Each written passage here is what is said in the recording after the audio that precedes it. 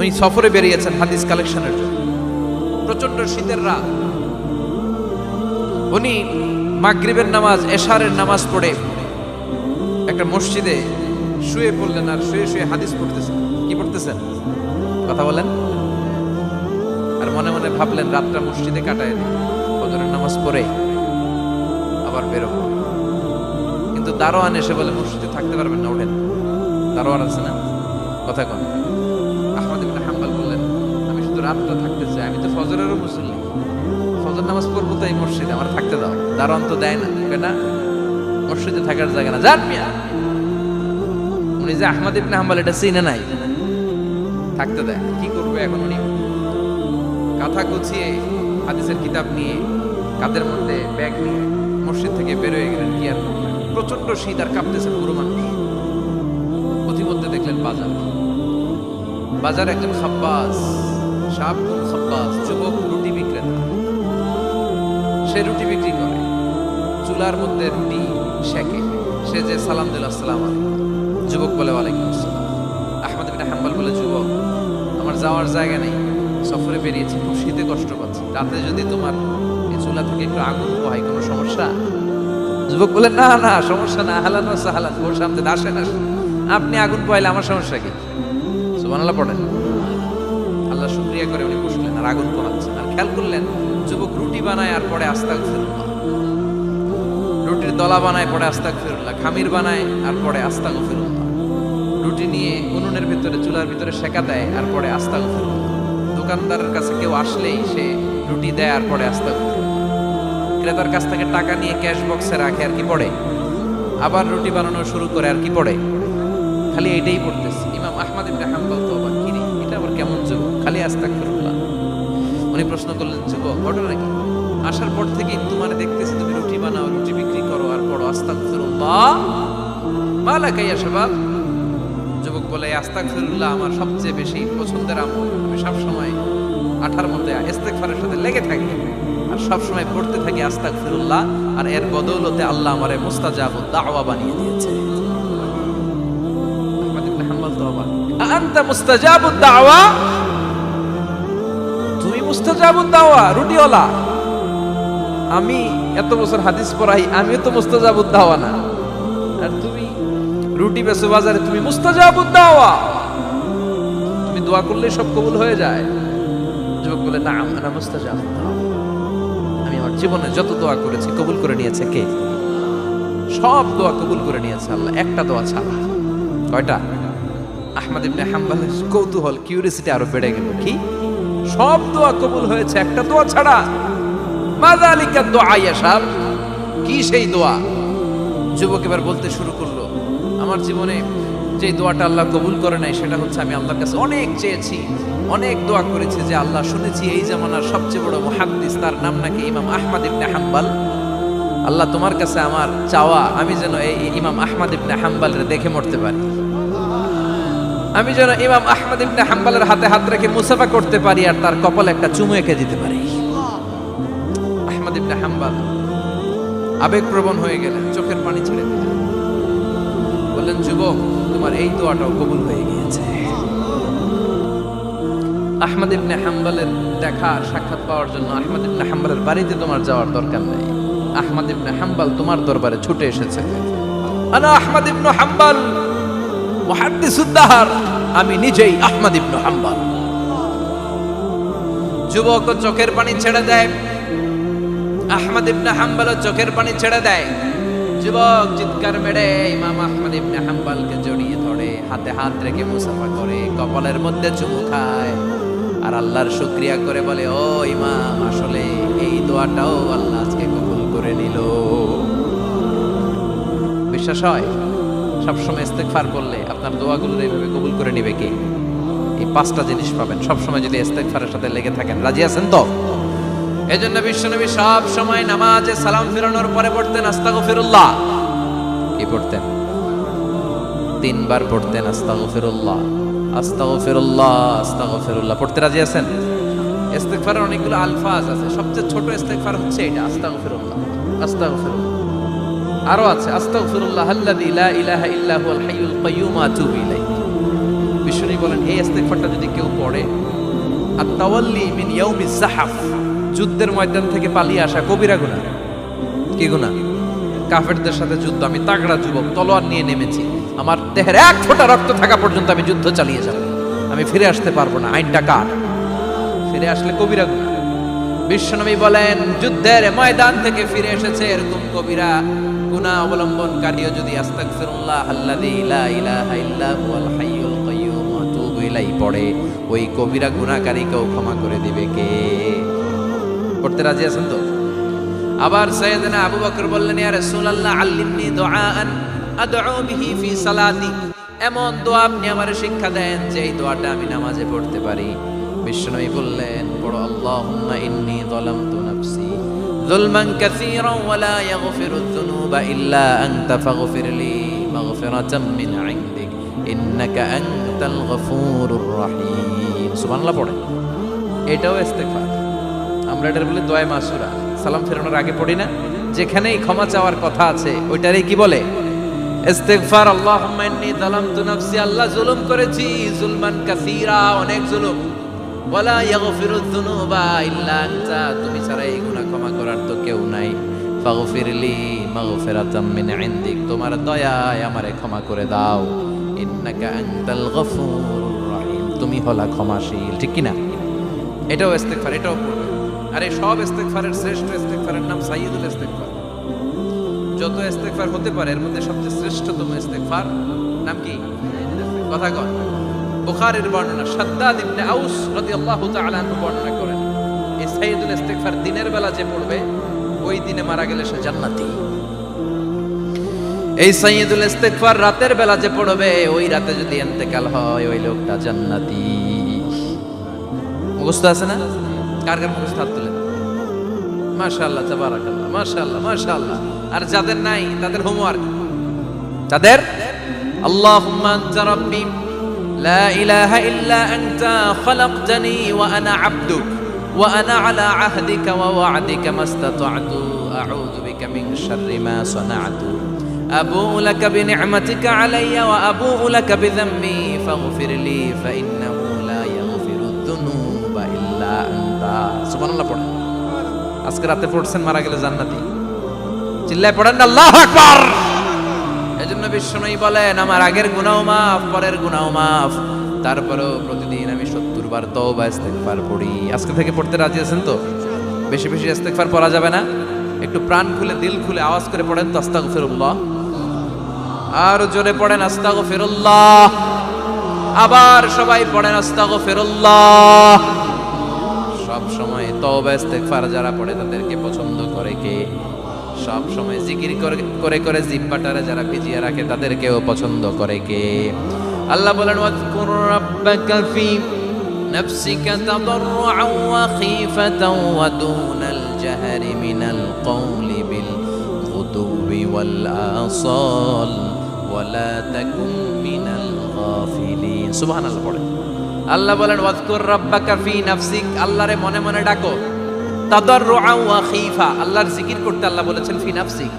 বুঝতেছেন না অর্থ? ফি নাফসিকা, মনে মনে আল্লাহর জিকিরটা করো। তাদাররুআন ওয়া খীফা, তাদাররুআন মানে বিনয়ের সাথে, with full of humility, submission and humbleness, বিনয়ের সাথে আল্লাহরে ডাকো। ওয়া খীফা, গোপনে গোপনে ডাকো। দুনাল জাহরি মিনাল কওল, চিৎকার চেঁচামেচি করে ডেকো না। কার কথা? আওয়াজ করে জিকির করো না। এই যে আমরা মাহফিলে লা ইলাহা ইল্লাল্লাহ জিকির করে, এটা তালিম। উদ্দেশ্য কি? তালিমের জন্য আওয়াজ করে জিকির জায়েজ আছে, কিন্তু ব্যক্তিগত জিকিরের যে ইবাদতটা এটা আস্তে আস্তে হইতে হবে, এটা ভদ্রভাবে হতে হবে, চিল্লাচিল্লি করে নয়। আবার তালিমের জিকির ওইটাও ভদ্রভাবে। ইন্নাল্লাহা জামিল ইউহিব্বুল জামাল, আমার আল্লাহ সুন্দর, আমার আল্লাহর জিকিরের মধ্যেও সৌন্দর্য আছে না নাই? কিন্তু এদেশে জিকিরের ভেতরে লাফালাফি আছে না নাই? বেশি না কম? কি বসেন বসেন, হ্যাঁ বসে যান তো, অনেক ধরনের আছে জিকির। হ্যাঁ বসেন বসেন, বসে যান। হ্যাঁ হাইবার আলী, এটা কি আবার জালালি? তো এই যে ইন্নাল্লাহা জামিল ইউহিব্বুল জামাল, আমার আল্লাহ সুন্দর, আমার আল্লাহর জিকিরের মধ্যেও সৌন্দর্য আছে না নাই? তালিমের উদ্দেশ্যে সবাই মিলে জিকির করা যায়, কিন্তু চিল্লাফাল্লা করা যাবে না, লাফালাফি করা যাবে না, মাথা ডানে বায়ে ঝোলানো যাবে না, ঠিক কিনা? কিন্তু লাফালাফির জিকির আছে না নাই? লাফাইতে লাফাইতে, হ্যাঁ, গাছের আগায় বাঁশের আগায়। আবার যিনি জিকির পরিচালনা করে ওনার কান্দে যায় ওঠে, আছে না নাই? বিশ্বনবী সাহাবীদের নিয়ে জিকির করছেন, সাহাবারা লাফাতে লাফাতে খেজুর গাছের আগায়। হাদিসে আছে না এটা?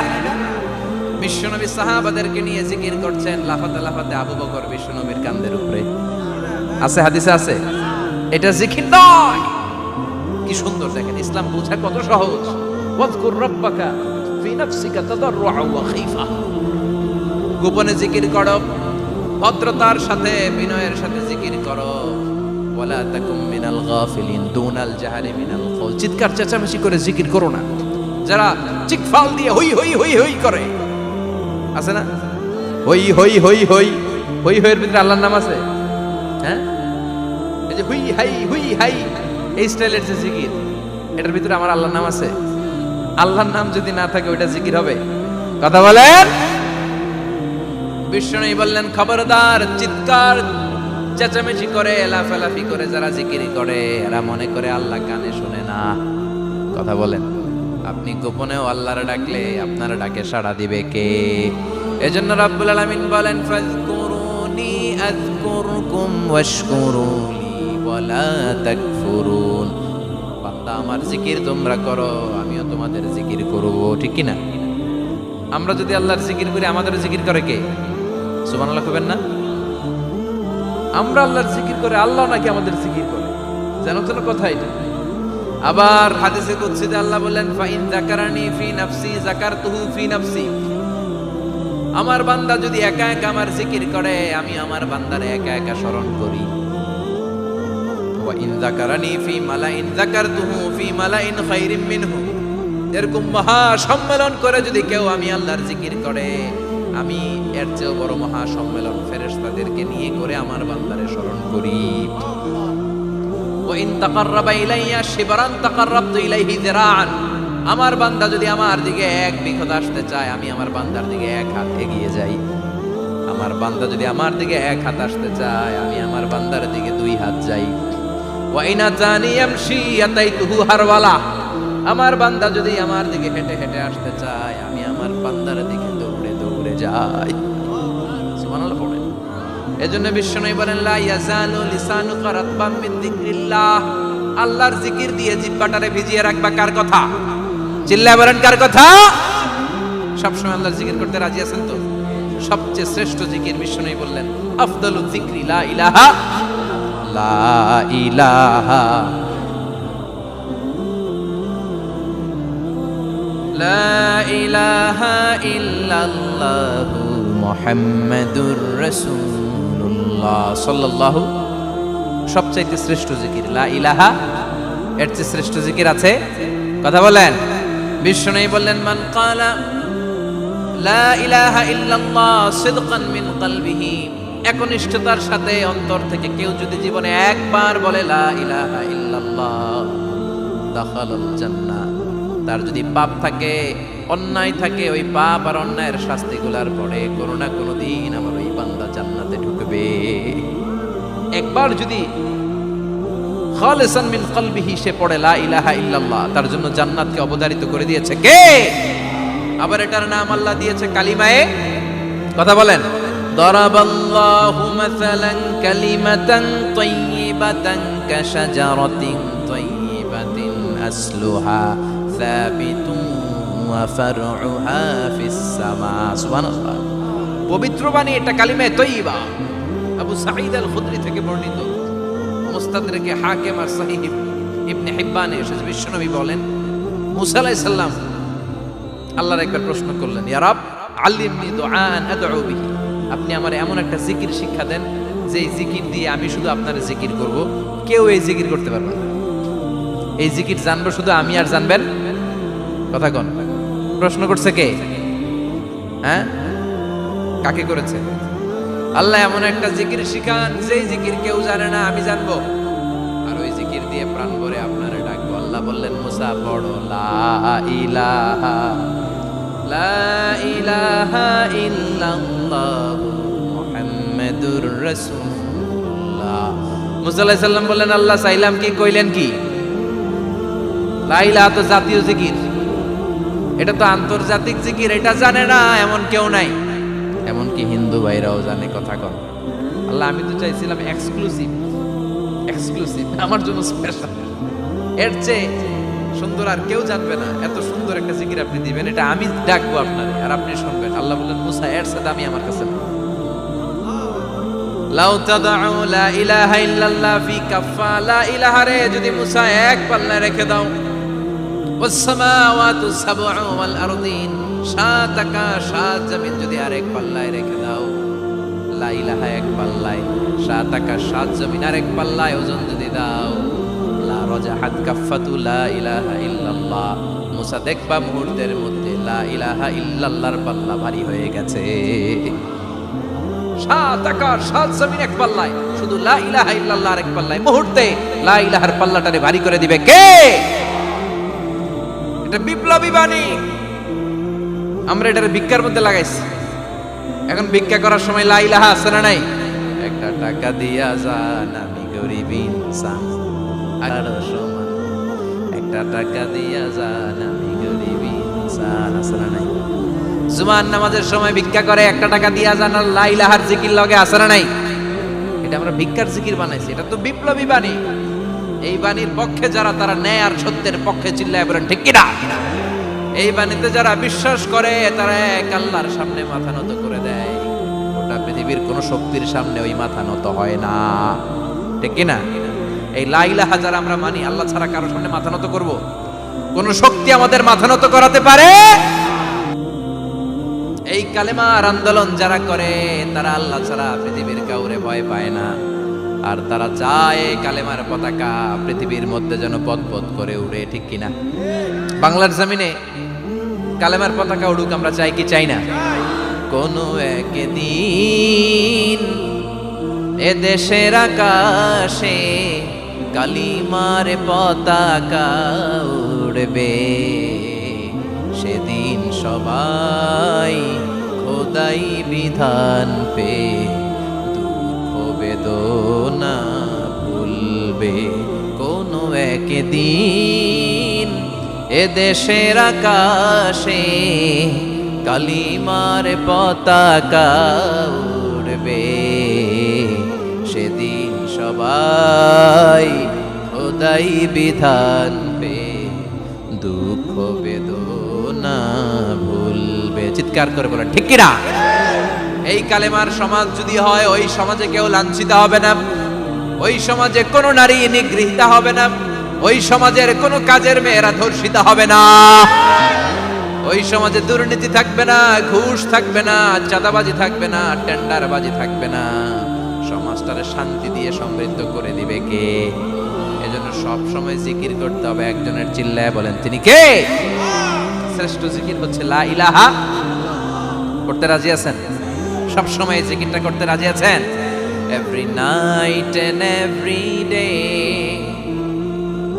every night and every day, never forget to say la ilaha illallah, never forget to say la ilaha illallah. পড়েন every night and every day, every night and every day, never forget to say la ilaha illallah, never forget to say la ilaha illallah, never forget to say la ilaha illallah.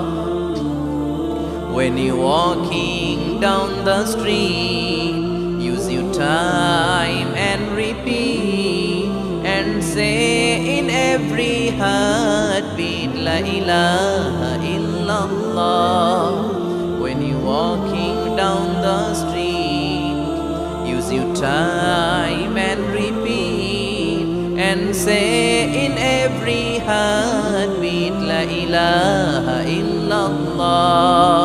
Every night and every day, every night and every day, never forget to say La ilaha illallah. চিল্লায় বলেন ঠিক কিনা? দিনে রাতে যে কোনো মুহূর্তে আমাদের জিহ্বার মধ্যে থাকবে কি?